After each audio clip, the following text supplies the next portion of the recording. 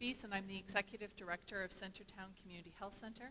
And on behalf of Centertown CHC, I'm pleased to welcome you to the release of the Ottawa People's Commission second part of its report, After the Occupation, Change. Before we begin today, I would like to start off with a land acknowledgement. We would like to honor and acknowledge that we hold this land on the unceded and never surrendered territories of the Algonquin-Anishinaabe people. To be present on this land is a privilege, and we thank the Algonquin-Anishinaabe people for providing us the space to work here, live here, learn here, to be here. And it is part of our ongoing responsibilities and accountabilities that we work towards reconciliation and reconciliation ourselves. Part of the context of this report is that our commissioners have spoken about this and have named this and agreed with sort of the colloquial expression of this being an occupation.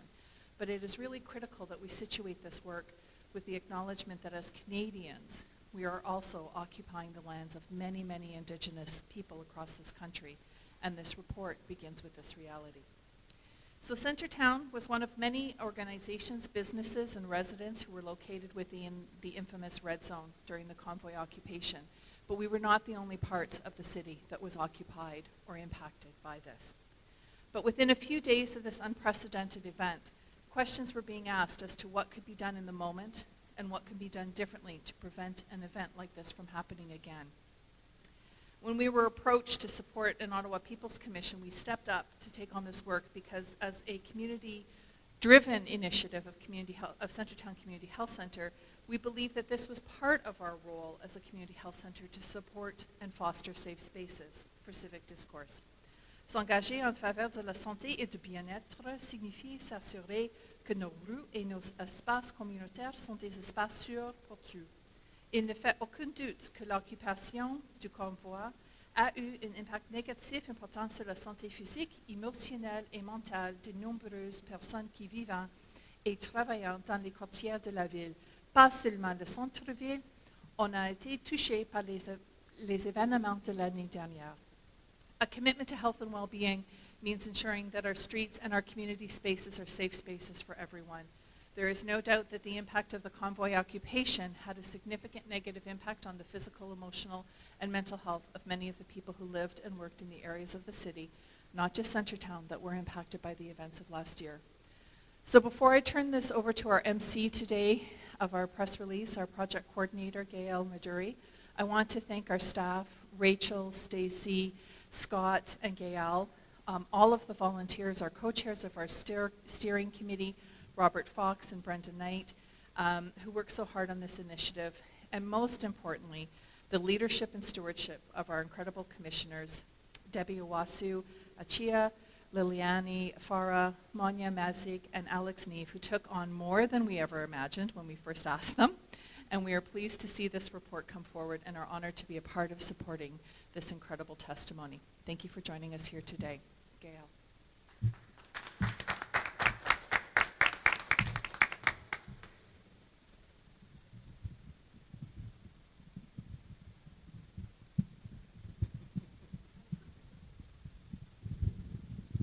Thank you for indulging me.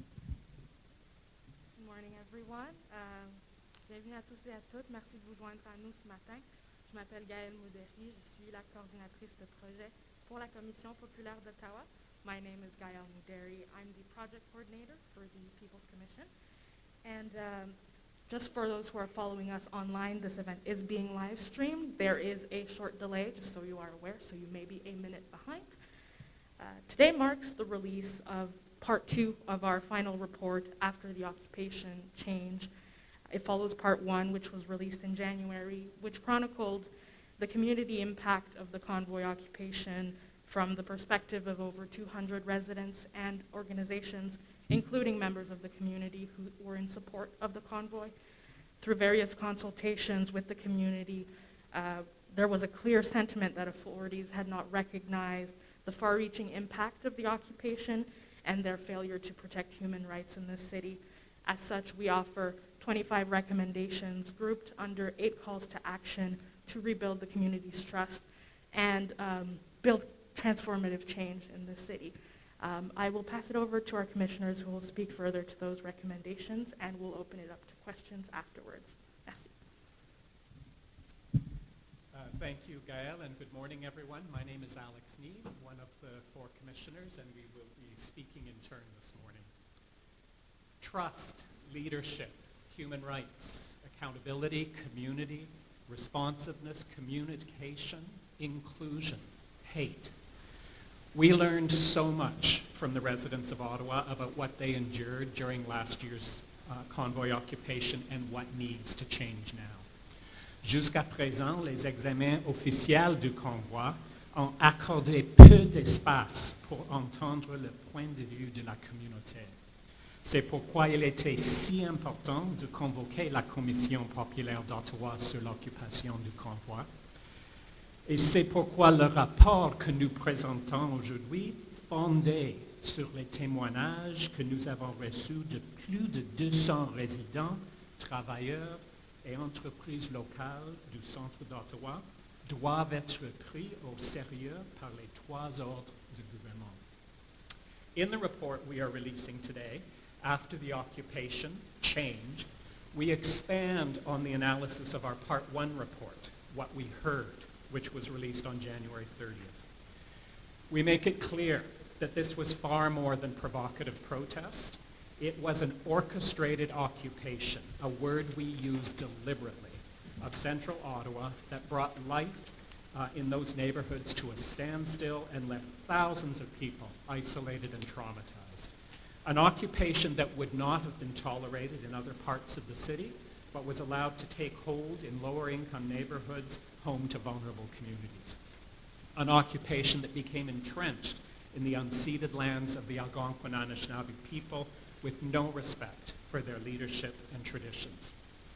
We explain why we reject out of hand that the convoy experience was mainly peaceful. It was violent, both physically and psychologically. It was replete with violent human rights abuses. People were violently assaulted and accosted. They were tormented by sound torture and by the violence of racism and hate.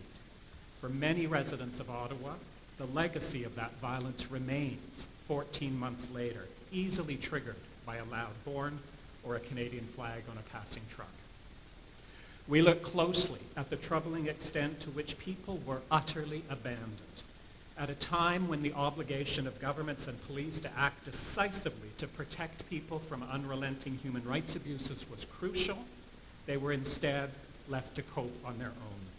That stunning level of abandonment has shattered people's trust in officials. Nous examinons également la remarquable mobilisation communautaire qui a eu lieu. A eu lieu parce que les gens sont résilients en temps de crise, oui, mais a eu lieu principalement parce qu'il n'y avait nulle part ailleurs où chercher protection et soutien que les unes envers les autres. La mobilisation elle-même a rarement été soutenue et encouragée et en fait a parfois été minée et découragée par les responsables, ajoutant au sentiment d'abandon. We also consider what we heard from a minority of Central Ottawa residents who were convoy supporters. They did not see the convoy's harms and violence. After 2 years of feeling misunderstood and shunned because they had made their own choice not to follow COVID-19 protocols, they felt understood and validated. From that analysis, we draw 4 overarching conclusions, which are the basis for our recommendations. These conclusions go far beyond mishaps that are perhaps inevitable during an unprecedented crisis.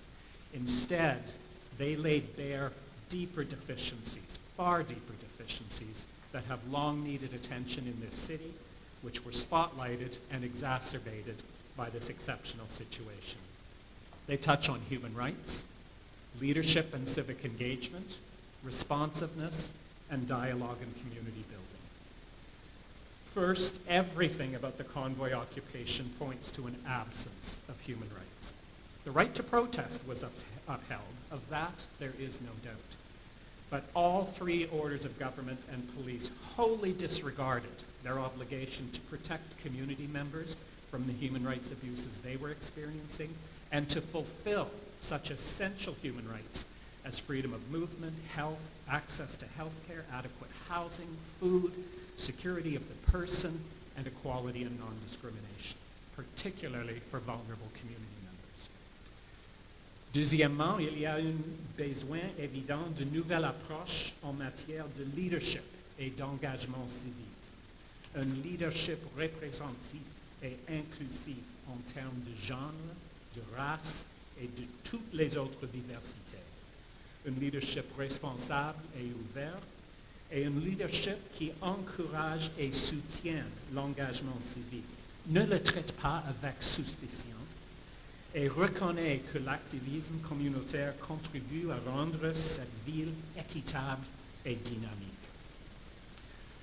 Third, the community suffered the consequences of woefully inadequate responsiveness from government, police, and public institutions and agencies. We heard deep frustration about a lack of reliable information being made available to the community so that people could make informed and safe decisions about whether to go outside or open their business. People were perplexed about a range of decisions that had been taken without their input, such as refraining from enforcing criminal laws and bylaws in the red zone, decisions which dramatically increased the harms they were enduring. And finally, we heard a call for space for dialogue and community building. Everything about the convoy occupation underscores the toxic divisions taking hold in society, the echo chambers that fuel those divisions, and the alarming rapid rise of hate, racism, and white supremacy. While that dimension of the convoy has been acknowledged in media coverage, political debates, and official reviews, to community members that has felt more to be a footnote rather than the foundational underpinning. We have made 25 recommendations organized around 8 core themes. Earn trust, uphold the rights of Indigenous peoples, protect human rights, prioritize support to disadvantaged and vulnerable groups, keep the community safe, strengthen emergency response, address hate-build community and advance inclusion, and ensure accountable follow-up. We've also laid out a timeline for implementation of those recommendations through to June 30th of next year. My fellow commissioners will now highlight a number of those recommendations, beginning with Monia Mazid.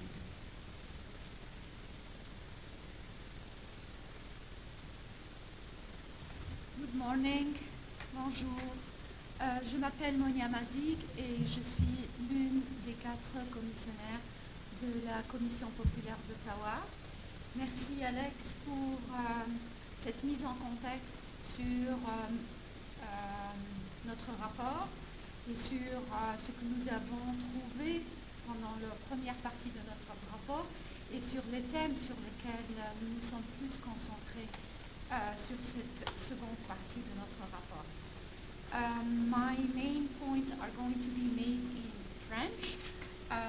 So I am going to mention all these, the main theme of these recommendations, and then focus on the first recommendation, first set. Dans notre rapport, mes collègues commissionnaires et moi avons dénombré 8 grands thèmes de recommandations. Je vais les sommairement mentionner, puis je me concentrerai sur la première recommandation. Gagner la confiance, défendre les droits des peuples autochtones, protéger les droits de la personne, prioriser le soutien aux groupes défavorisés et vulnérables, protéger la communauté, renforcer la réponse d'urgence, lutter contre la haine, bâtir une communauté et promouvoir l'inclusion, assurer un suivi responsable.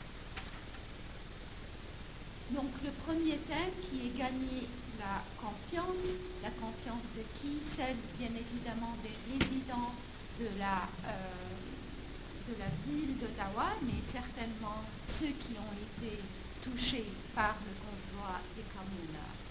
La ville d'Ottawa a perdu la confiance de plusieurs de ses résidents. Plusieurs se sont sentis abandonnés pendant l'occupation par le convoi. la confiance du public dans l'engagement, la capacité et la compétence de la ville et des autorités locales à respecter les droits et à protéger la santé et le bien-être en temps de crise a été décidée.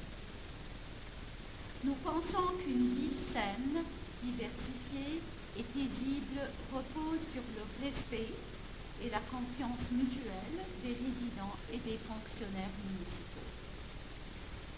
Je vais vous donner un exemple qui nous a été communiqué par certains résidents lors des audiences publiques.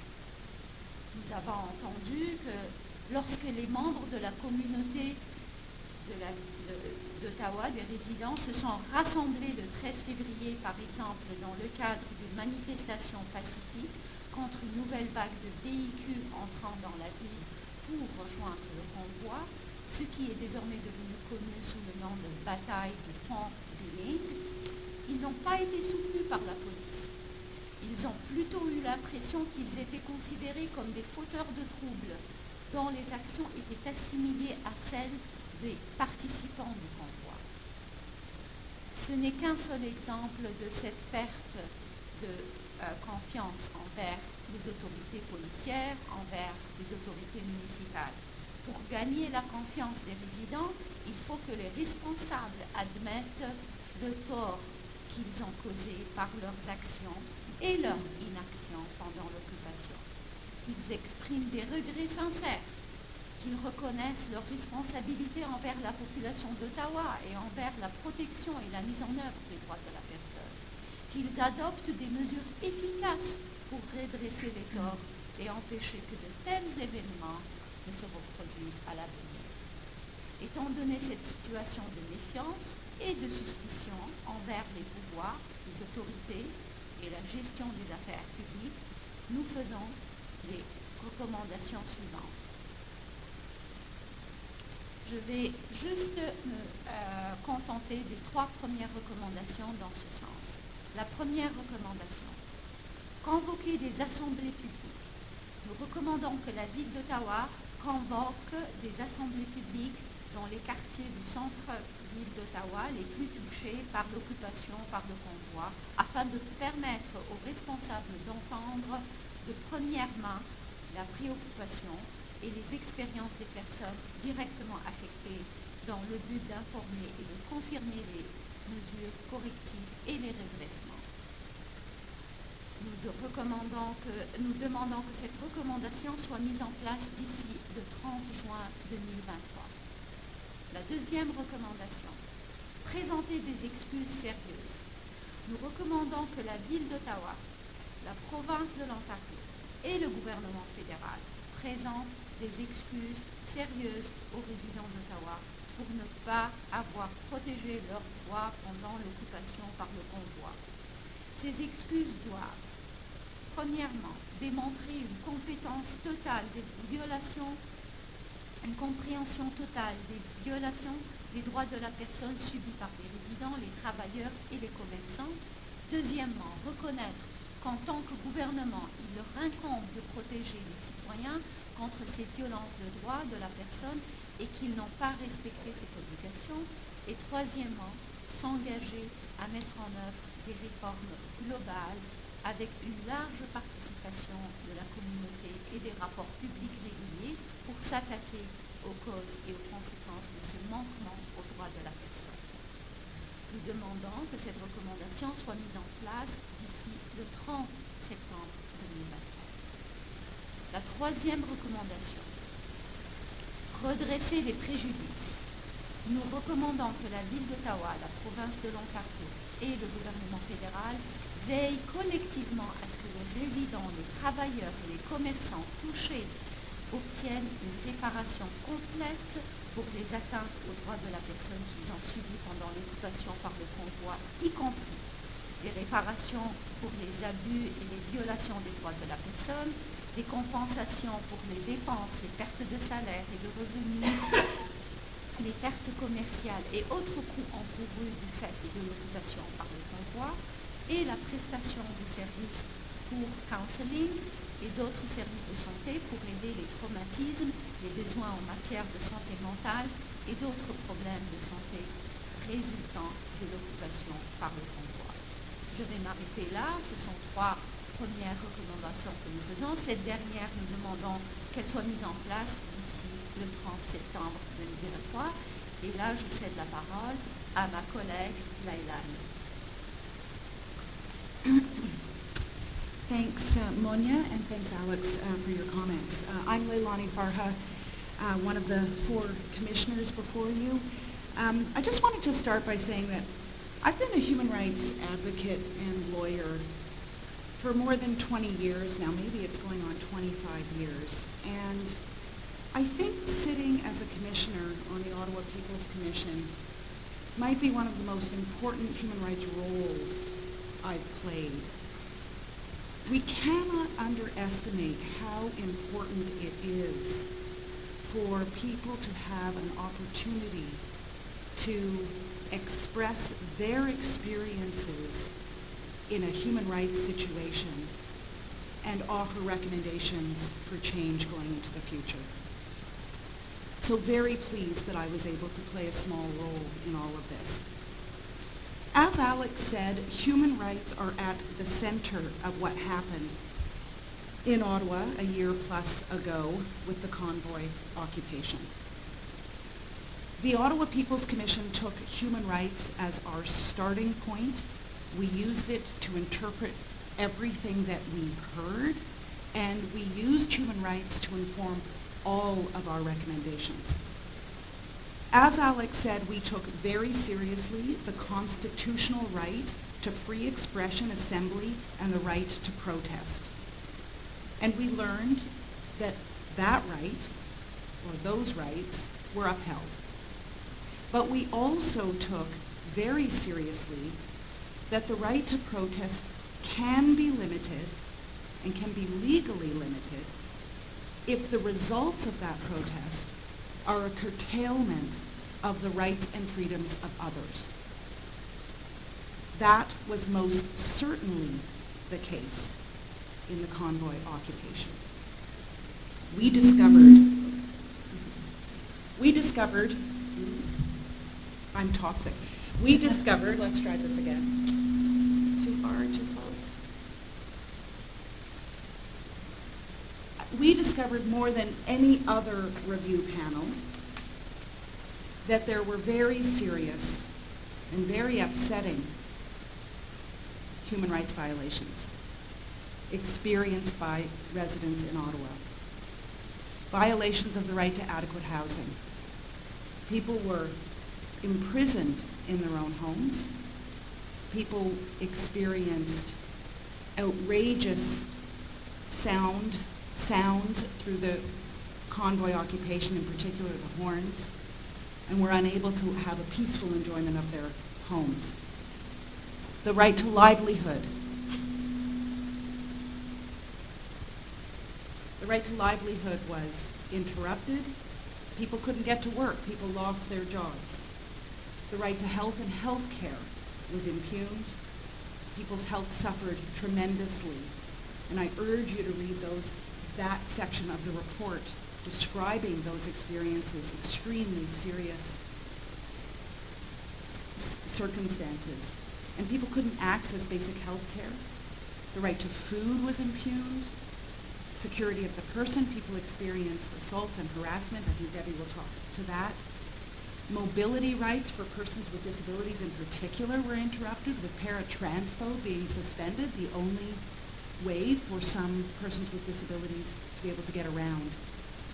Access to services were disrupted, particularly difficult for people living in homelessness who couldn't access harm reduction and couldn't access drop-in services.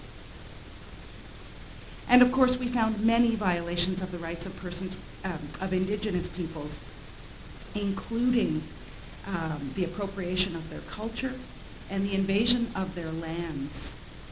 There was no free, prior, and informed consent offered by Indigenous peoples for the protest. So we've come up with some overarching recommendations, and I'll just touch on 3 significant ones. We suggest that the City of Ottawa and the Province of Ontario endorse the United Nations Declaration on the Rights of Indigenous Peoples. And further, adopt plans to implement the provisions at a city and provincial level of the UNDRIP. We also recommend that the city adopt a human rights charter. A charter would govern all decision-making, a human rights charter would govern all decision-making made by the city, whether it was about the adoption or suspension of a bylaw, whether it was about a new policy or program. The idea would be that a charter, human rights charter, would be in place, and everything would be sieved through this charter. It would enable residents also to have a say in how their city is governed. It would provide, we recommend the provision of an independent city-level human rights commission that could actually hear from residents in Ottawa about their expectations of their city with respect to human rights.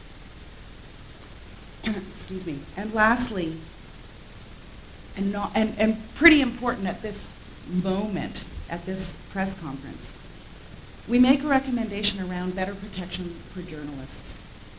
We heard repeatedly that, in particular, female journalists and racialized journalists had a very difficult time doing the important reporting during the actual occupation.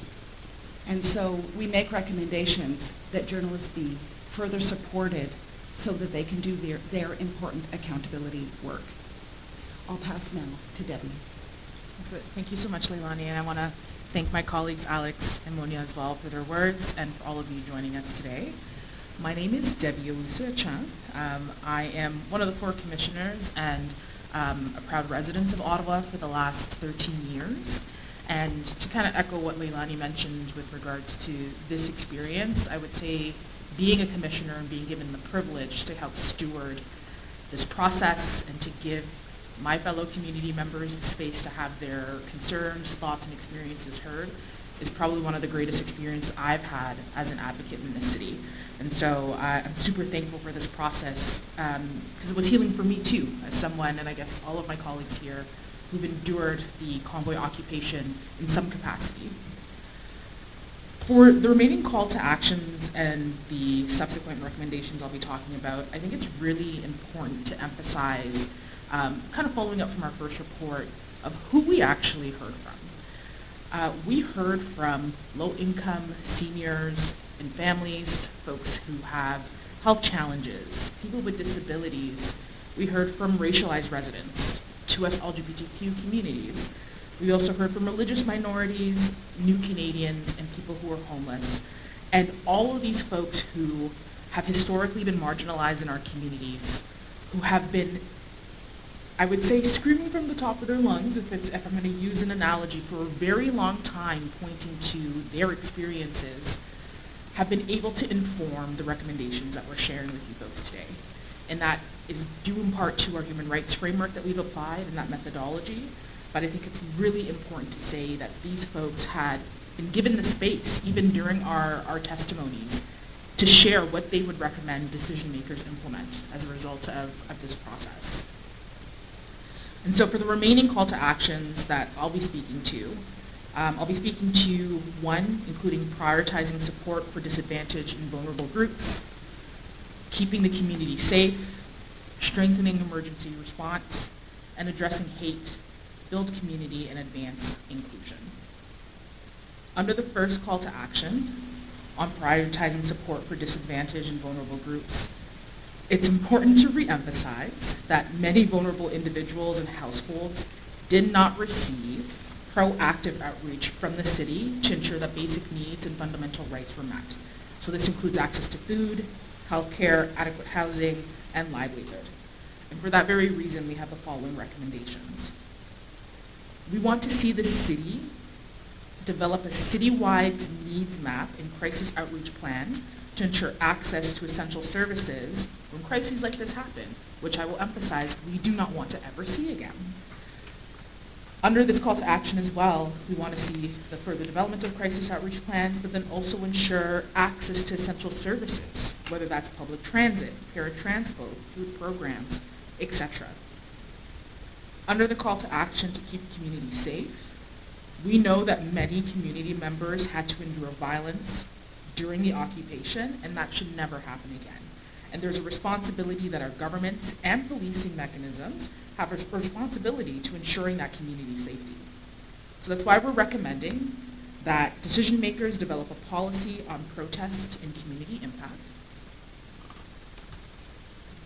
We're also asking for a strengthening of police oversight, which includes reforms to the Ottawa Police Services Board, improving accessibility and responsiveness to communities and public trust. We also want to see an investigation, in particular to the failures to protect residents. And under this recommendation, I will further emphasize that we want to see the City of Ottawa appoint an independent investigator to examine and report on the following things. Number one, allegations that current or former police officers may have provided intelligence, enforcement, and other operational information to convoy organizers. Number two, the decision of the Ottawa Police Service to refrain from criminal enforcement action against convoy participants prior to the invocation of the Emergencies Act. Number three, the failure of Ottawa Police Services to respond to complaints from residents during the occupation. And four, the decision to refrain from bylaw enforcement during the occupation, including because of the risk of security risks faced by bylaw officers and concerns that ticketing might have aggravated the situation. Our final recommendation under this call to action is seeing an increased funding for community safety and well-being. So I will emphasize under this that we want to see the City of Ottawa and the province of Ontario reduce or reallocate police budgets so as to provide greater resources to social services, community safety programs, anti-racism and gender equality initiatives, mental health services, income support, provision of housing, harm reduction initiatives, transit services, and other programs designed to enhance human rights protections, which I will mention were all missing during the convoy occupation as a result of the lack of leadership seen. Under the next call to action, strengthening emergency response, we know that the emergency response as a result of the convoy was not properly managed by the City of Ottawa. There was a failure to communicate basic information to residents. There was an abandonment of socioeconomic protections, access to essential services, and we saw the failure to coordinate with other levels of government, which had a direct impact on people who live downtown. So for this call to action, what we'd like to see is the establishment of an emergency advisory committee. We'd also like to see a strengthening of Ottawa's emergency management program. And we'd also like to see a coordinated emergency response across all orders of government.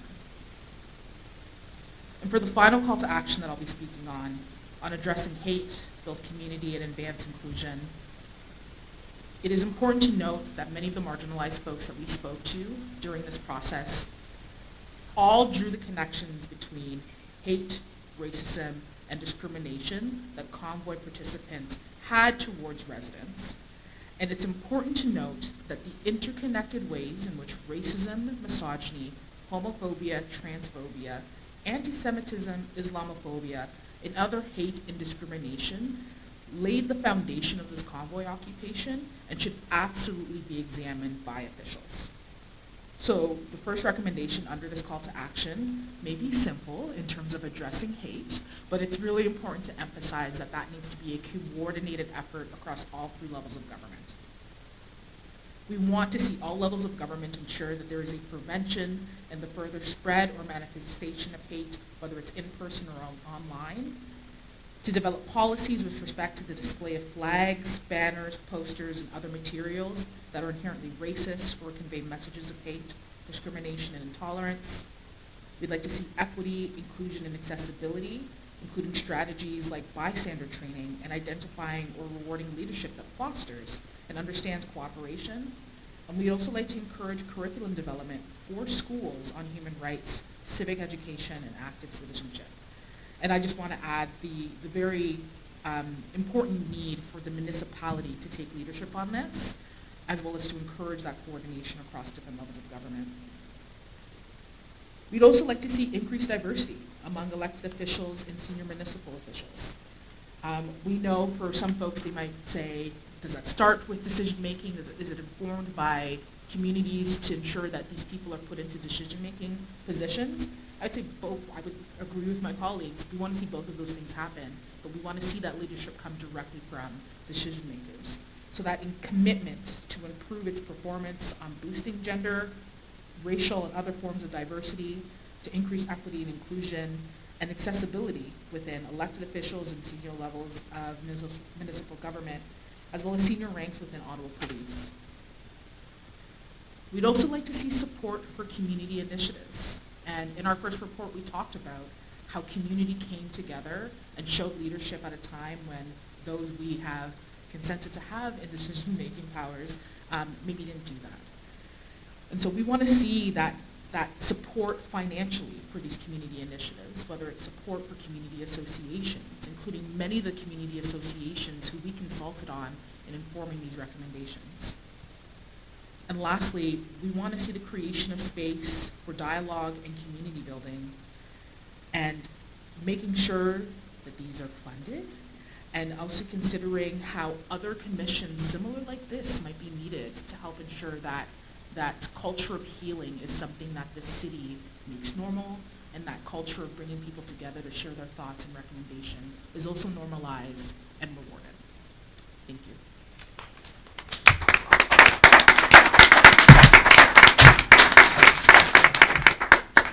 Thank you, Debbie, Leilani, Monia, and Alex.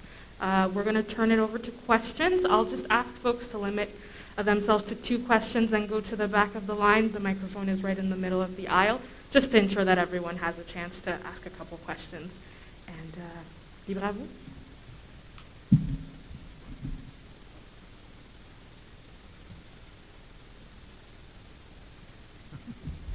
I'll go first. First, thank you so much for your time on this and this report. I have tried to read through as much as I can, but 20 minutes before the start of this doesn't allow for much. But just based off what I'm hearing from you, so we've had 2 other reports from the Public Order Emergency Commission as well as the Auditor General, or the city's Auditor General. So I want to ask, how has that informed the recommendations that you have, and what kind of overlaps do you see? Because from my understanding right now, the city is also currently working on some ways to better community services, for example.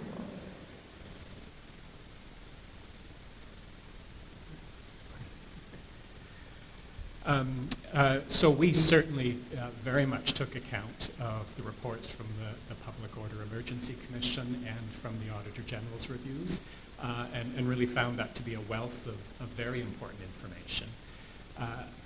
It's a different perspective than ours. It certainly provides very helpful information to us, giving a sense as to what was going wrong inside government, inside police forces, including what was going wrong in and amongst the various levels of government. And that's a key piece of understanding why the community impact was so devastating. But what those reviews don't include, certainly don't include really much more than an occasional footnote, is a very thoughtful, informed community perspective.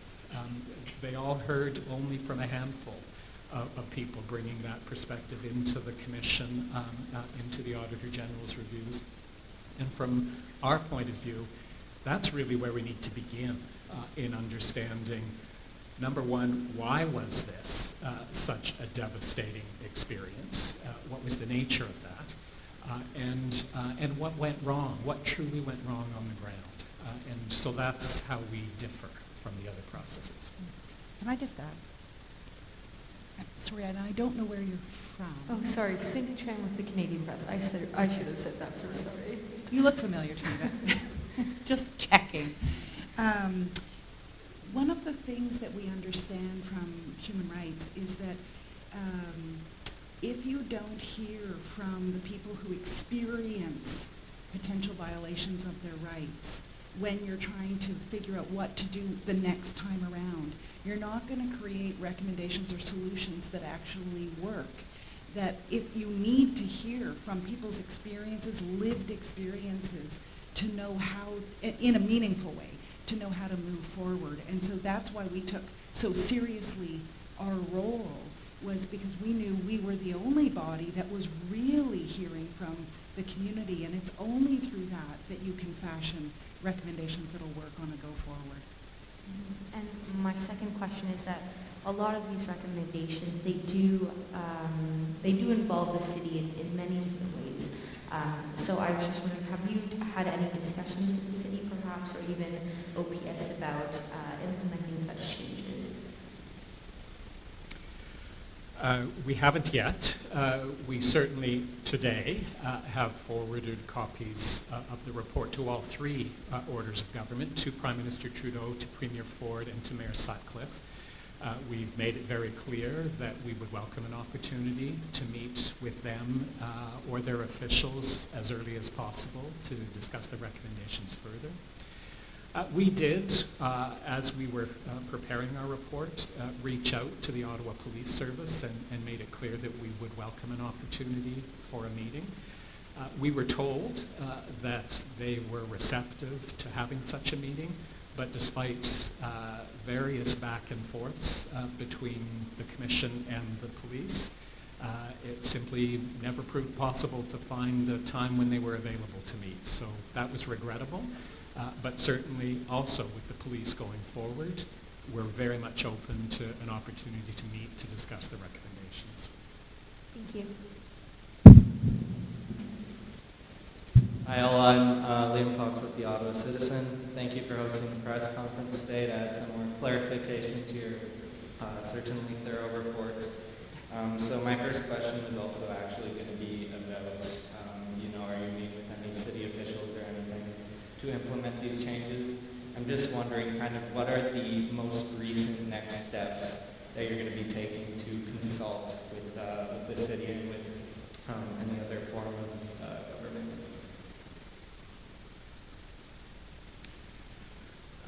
So I would note that during the process, we did have an opportunity to consult extensively with two former city councillors who were very helpful and engaged, Catherine McKenney and Mathieu Fleury, and would really want to acknowledge their input. I'd also like to note that we do have a city councillor here with us today, Ariel Troster, who I know has followed and engaged with this process very closely, and we value that and appreciate it, and can take from that she will certainly be engaged and active going forward. Beyond that, we have, again, in addition to the high-level letters that went out to the three leaders of the various orders of government, the report has also, probably as of this moment, is in the inboxes of all city councillors and committee members, etc. And it'll certainly be our hope that they're willing to engage, not so much, although we would welcome it, with the four of us, but at community level, with people in the communities who they represent, people who were the ones who came forward and were the basis for these recommendations. That's what will be most essential. Okay, thank you so much. And my second question is just about, do you think the People's Commission could benefit from consulting with a larger group of people in future and expanding on the report?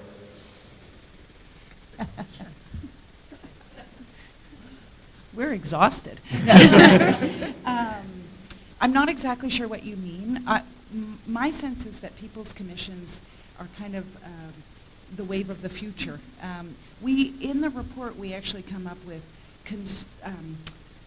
structural ways in which the city could help establish these sorts of, and that was Debbie's very last point, if I recall, these sorts of commissions, more as like a standing thing, that this should always happen. And that was my point about a human rights approach. There's actually the idea that the right to participate is a human right itself, And that was missed in the other more formal proceedings that went on about the occupation, the auditor, and the commission. So I don't know if that's getting at I mean, we heard from over 200 people through oral testimony and submissions.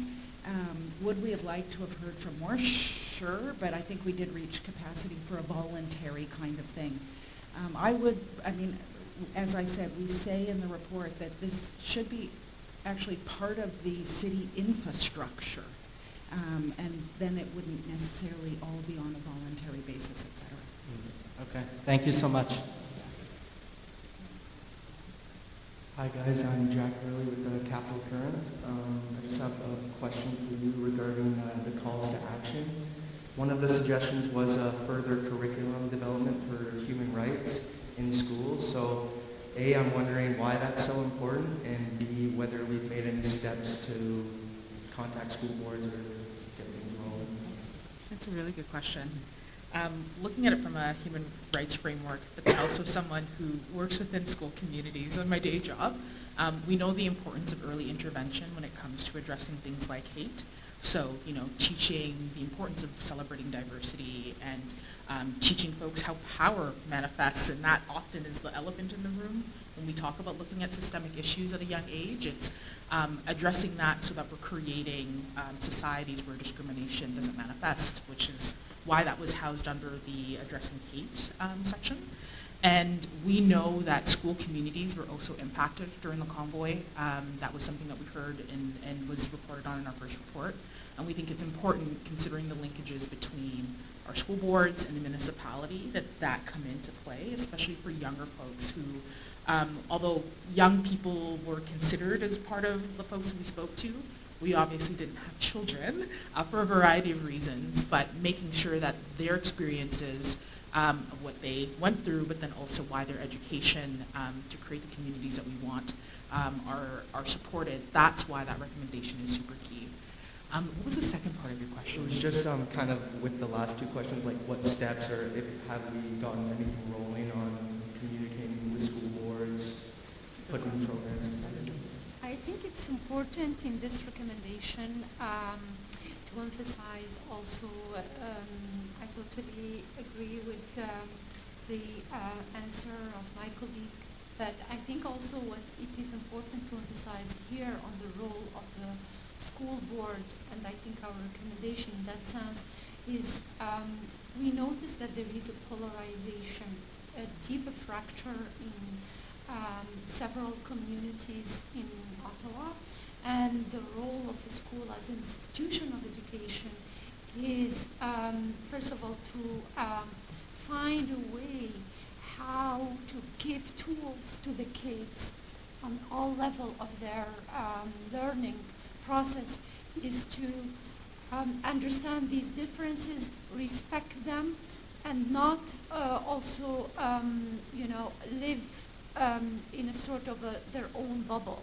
I think one of the observation and one of the findings that we realize is that there is a lot of silos happening in our communities, and this occupation brought them really in a bad way. So we hope that the school will be a matter of a tool of inclusivity and also education of critical analysis, misinformation, how can we deal with that? All these, and we look forward for sure if the school would like to have us or, to discuss those recommendations and how they can implement them. We would be more than happy to accept those invitations. Yeah, and I'll just add one thing too. I think that's why it's important that this report, as my colleague Alex mentioned, the fact that it's going to different orders of government, in particular the province, considering the jurisdiction of education, and that this particular recommendation would be, if we were invited to the meeting with decision makers at the provincial level, one where I think all of us would want to emphasize that the province take particular attention to, because we are seeing, I think, the ripple effects of exactly what Monia said around that siloing, and also how education has been the now stage for I guess, the conflicts around asylum coming into to life. And we're seeing it here in Ottawa. We're seeing it in different communities as well.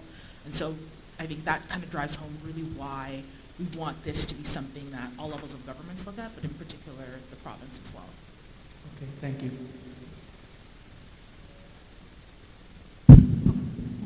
Elaine McGregor, Centertown Buzz.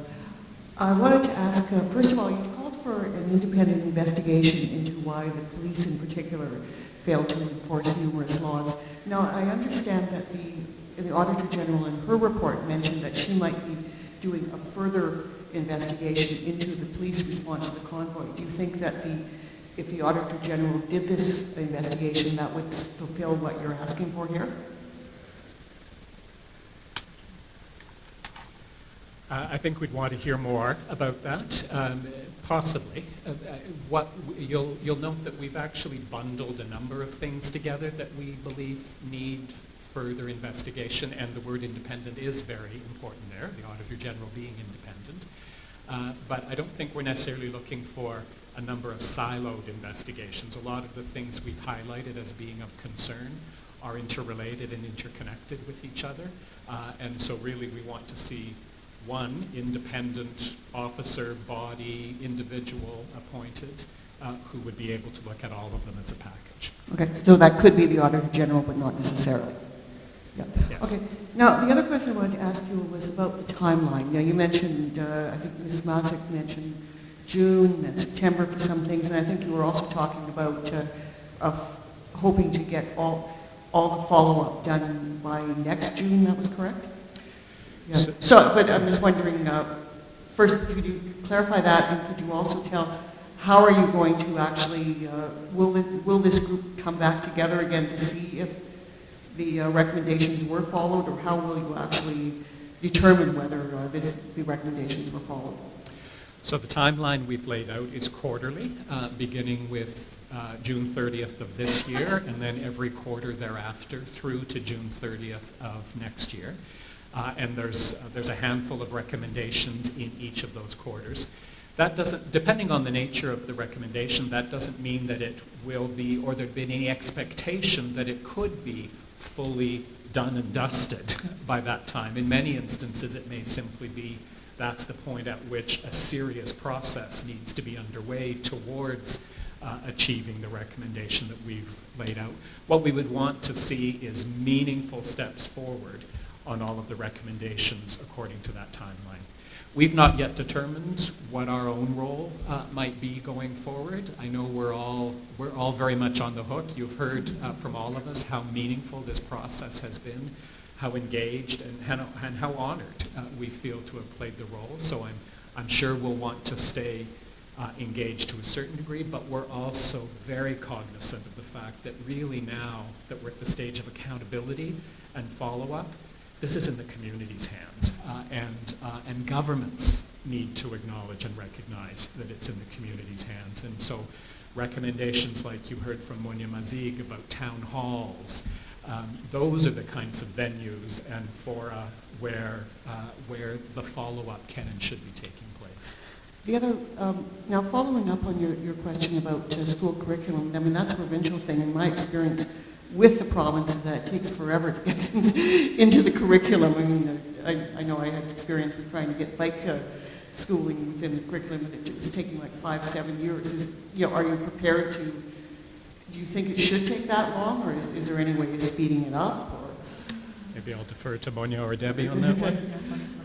We totally are aware that education is probably something that will take to implement a long time, but also the impact of it will take also more time to see the results.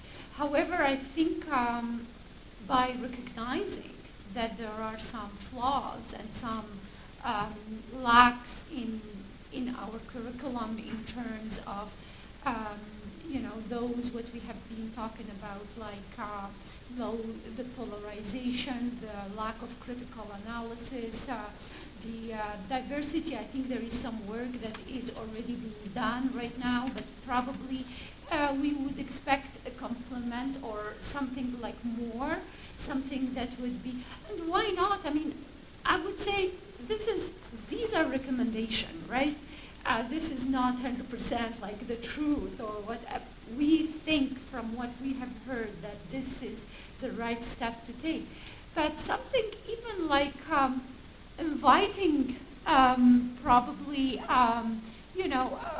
guest speaker in the schools. It can be as simple, and that wouldn't take years. That can take very quick, to talk about what happened, to let the kids also talk about this. So these are, I think, it's all about how responsive the school board, and we would love them to be very quick to respond to some of these suggestions and open, at least until the curriculum will be changed. Thank you very much. Well, yeah, I'll add to it, and I think Moni, you said exactly what I was going to encourage, and I think this also goes back to what we heard with our first report around, community taking the leadership role in kind of filling in gaps in curriculum, for example, or taking the leadership role on addressing community safety, that there is an importance in officials collaborating with community-led initiatives, and one key piece on that, on the education side, is inviting folks who are already doing this work as guest speakers, as that long-term work on curriculum is happening. And so there are many organizations, headquartered even here in Ottawa, who are doing that work, who go to schools and provide that supplementary education that fosters diversity and inclusion. And I think that could be also re-emphasized if the opportunity to speak to the provincial government is given. Hi, I'm Jean Christie. I'm a resident I live just a few blocks from here, so I lived right on the periphery of the red zone during this occupation. I want to first say thank you for doing what you've done. It's just really reassuring to know that this kind of initiative actually does bubble up when we face what we face. I have read your first report. I haven't yet read in detail the second, so this question is coming from what I heard this morning. You make some recommendations regarding the police that caused me to think you heard some fairly troubling things about potential informants within the police force who were giving information to people who were in the convoy. And I guess my question is, and I realize you're not the police force, and you didn't have privileged access as perhaps some of the other commissions did. But my question is, what did you hear that led you to make the recommendations you make regarding the police force and possible support from within the police force because of all of the things you said, that's the one that I find particularly troubling. And as we watched the convoy unfold, I mean, walking down to Lisgar and to Kent Street and Lisgar, where these massive trucks were with the barbecues and whatever, and on the very first day of the convoy, watching the parking infractions as I went about my business, not realizing what this was going to become. So my question is, what did you hear that led you to make that recommendation that says we need to dig more deeply into that? So, thank you. We heard a great deal. Certainly we heard a lot along the lines of what you've just described. People aware of and deeply disconcerted as they watched not simply that the right to protest was being upheld, which people very much appreciated and are supportive of, but that hate and racism and white supremacy was being welcomed into their neighborhoods and given a home, and was being done so with direct and tacit support from a number of police, whether that was the ease with which the large trucks were given access to downtown streets and parking lots and staging areas, or the infamous number of times when police posed for selfies and were seen bringing coffee to convoy participants, etc. I think the more sinister underbelly of that, the possibility that there were some current and or retired former police who were not just expressing appreciation and support and welcome, but were perhaps going further and providing all sorts of information to convoy organizers, which may well have been decisive for their own purposes in formulating their plans, is again something, obviously no one we heard from had direct knowledge of that, but as the reports of that began to circulate, they became very aware of it, and as you've noted, it was incredibly unsettling for them to imagine that that was a possibility. We also took account of the fact that this very concern came up directly at the Public Order Emergency Commission. There was evidence provided, including by the convoy participants' lawyer, about this happening, and that, in our mind, is perhaps one of the starkest indications that this is something serious. We know that the Ottawa Police Service itself says that they're conducting an internal investigation into this. We don't think that's good enough, given what's at stake for the community. We also know, unless there's something recent that we're not aware of, that the OPP, and there were some of the allegations are about the OPP, have specifically said it's not their intention at this time to carry out an investigation. So this clearly needs much more serious attention. It really should be taken up within all three of the police forces that were implicated, and it needs to be something independent. I can add, because you asked specifically what did we hear, and I can give you two examples from what we heard during when we have held the audiences, the public one, the private one as well. Two examples come to my mind. I remember a resident from Ottawa who had who was proud saying that he comes from a family of military, and he said that the type of logistics he had seen. So he's just a simple resident, but by going on the street and watching what was going on, he said by simply watching that, he realized that there is a lot of what he called military logistics.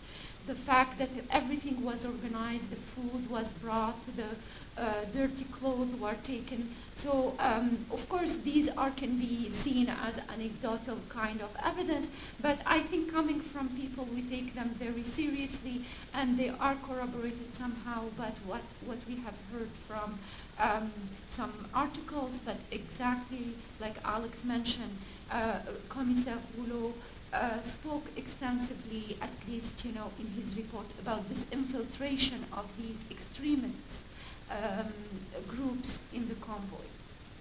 Another, also what we have heard, I can give you an example. City councillor told us, former city councillor told us that residents told him when they call about, let's say, a truck parked in front of their homes, and they wanted, the Ottawa bylaws to come, the question by the police to the resident is, describe to me the truck. So if it is a big truck belonging to the convoy, they wouldn't come. Exactly, and that was also conveyed to us very explicitly. So that shows, in a way, some sort of complicity of the police, whether conscious or unconscious or deliberate or not, with the convoy. At least in their act, they didn't give any of the tickets. Whereas for the, we heard that for simple residents, some of them were ticketed for different infraction on the street. So I think those two examples maybe can help you see how this double standard, or even more, like the infiltration of some elements, whether military, whether police, whether intelligence, into the convoy was documented. Hi, it's Ken Rubin. I for the first day or two of the convoy, started to go downtown, and I was shocked, and I felt my fellow residents would be too. And I could see the organization, I could see what the police were doing. And so I'm really proud, in a way, to see, as the founder of the Ottawa People's Commission, that it's gotten to this stage. But, on the other hand, I think as Alex said, I'd hate to see it as a footnote. I know that you are writing the various levels of government, may go and talk to schools and so on. But I just think for the record it would be good to say, well, what do residents want to do, particularly in the inner city? There is the inner city stakeholders group right now that's been meeting a few times. So really the question is, although you guys have limited time and your role may not continue forever, and I want to go on record, what do you think residents should do themselves? Because that's why I started this, because I thought you should hear from residents, and you did. And now it's into a different phase. So just for the record, it would be good to know how you feel this can go ahead. You can't do it alone.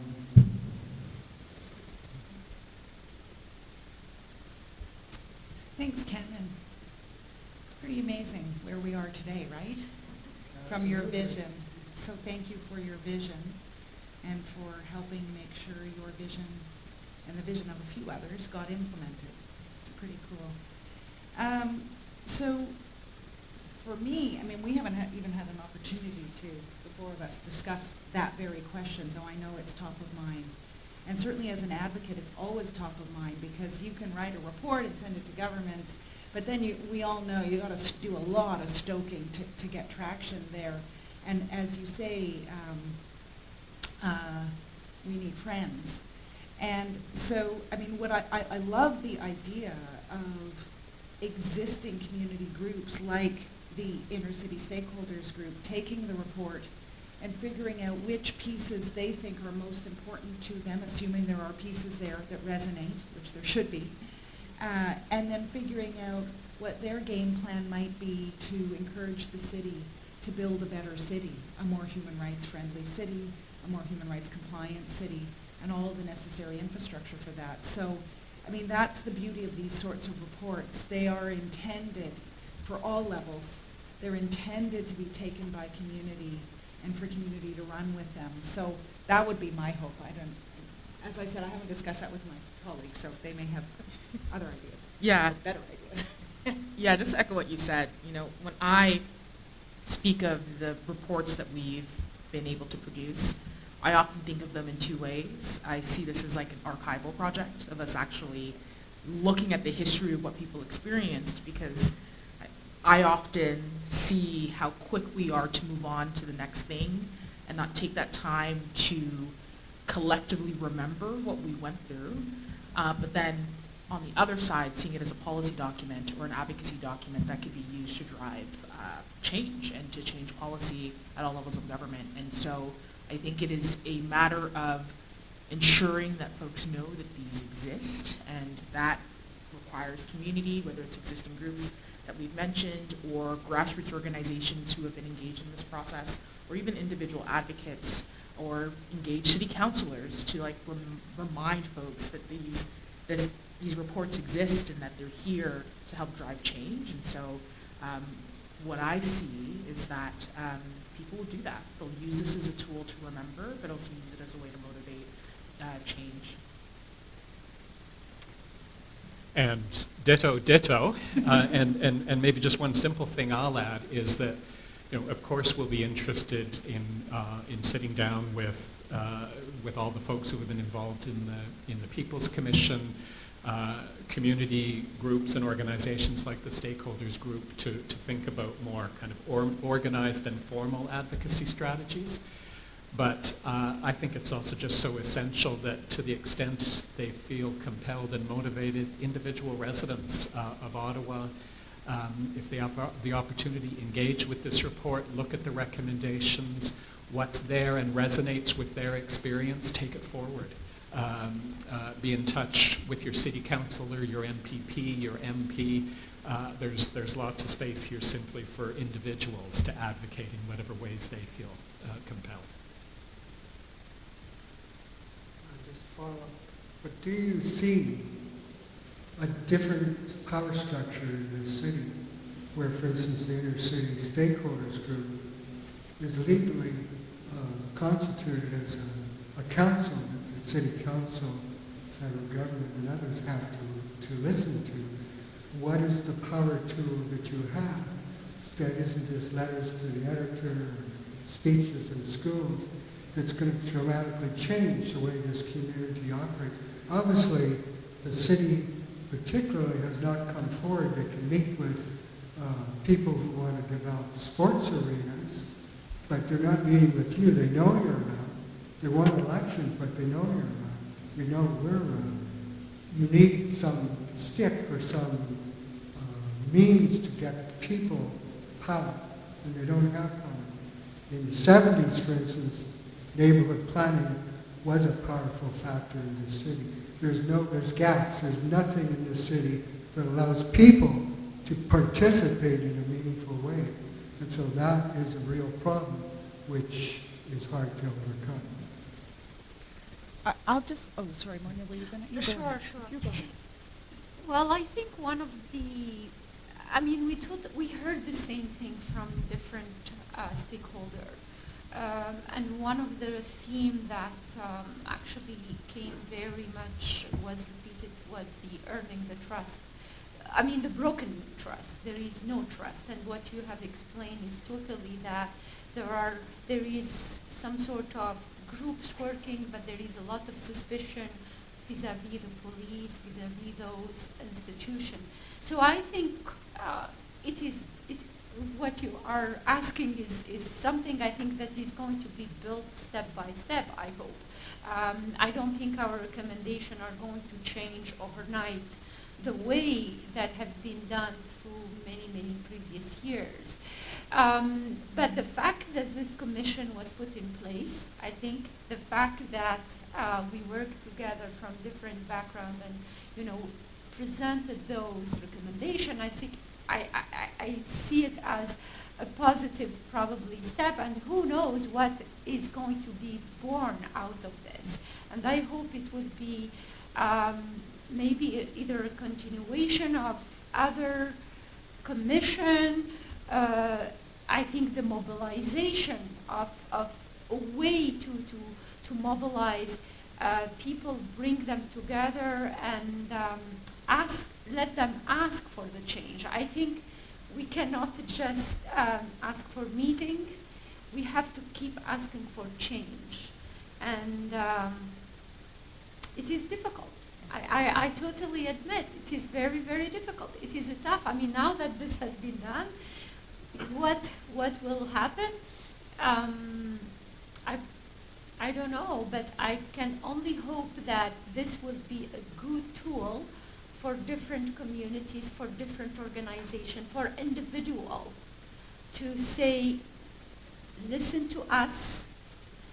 We have been validated in what we have been saying, and I think let's change things. And this is why we call it after the occupation change. So I hope that this will bring change. How? It's going to be something that we would figure out by working together, I guess. I'll just add, I spoke to the idea of a human rights charter for Ottawa, and sometimes people think that idea is like airy-fairy, but in fact, there is a global movement to create human rights charters in cities around the world. There are human rights cities around the world. And what they do is they build human rights infrastructure at city level. And that infrastructure should do exactly what you're suggesting, Ken, which is set up formal procedures and mechanisms for community to be able to bring forward ideas and be able to participate in all decision-making at city level. I actually saw this at work in Seoul, South Korea. And it can be quite powerful, where they had a very entrenched mechanism for groups and individuals to weigh into city planning, for example, around, and in that case it was around evictions and things like that. But I take quite seriously what you're saying, Ken. I mean, of course, a report is a piece of paper. It's all just a piece of paper. And we have to breathe life into the recommendations, and that will be up to community groups as well as, I mean, all of us are active both at city level and provincial level and national level amongst all of us. So I'm sure we are all wedded to breathing life into this thing as well. It also can be used in a pop-up kind of way. You know, an issue comes up that may not seem to be about the OPC, and you'll the findings of the OPC, and you'll find suddenly people are referring to it in other submissions about other relevant and related issues. So that's how we get life into the paper, I think. All right. Well, thank you so much to all 4 of our commissioners, and also a special thank you to Michelle Hirschbies and the Centertown Community Health Center. I want to thank you all for joining us this morning, whether you're here in person or online. The report is available as of now on our website, opc-cpo.ca. And our lovely folks at the desk in the hallway are available to assist anyone who is interested in coordinating an interview with one of our commissioners.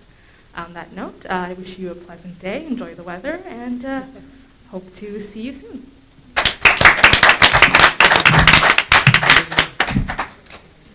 It's done. Done. We did it. We should like throw our